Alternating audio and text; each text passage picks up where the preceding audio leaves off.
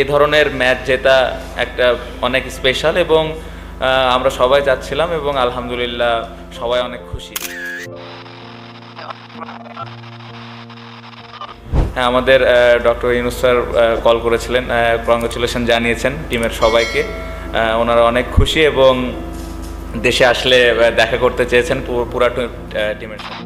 পাকিস্তানের মাটিতে প্রথমবারের মতো ঐতিহাসিক টেস্ট সিরিজ জয়ে বাংলাদেশ ক্রিকেট দলকে অভিনন্দন জানিয়েছেন অন্তর্বর্তী সরকারের প্রধান উপদেষ্টা ডাক্তার মোহাম্মদ ইউনূস।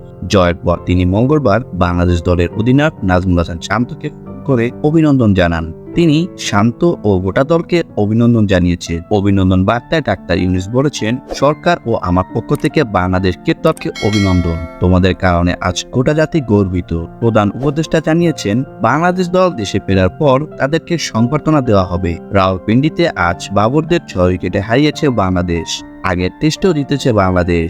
পাকিস্তানের মাটিতে প্রথমবারের মতো তাদেরকে দবলধোলাই করল শান্ত বাহিনী।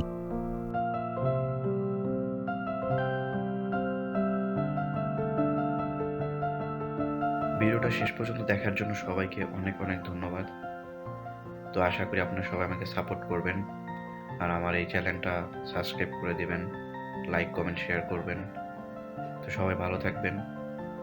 আর ভিডিও সম্পর্কে কোনো মতামত থাকলে আমাকে কমেন্ট করে জানাতে পারবেন। আসসালামু আলাইকুম।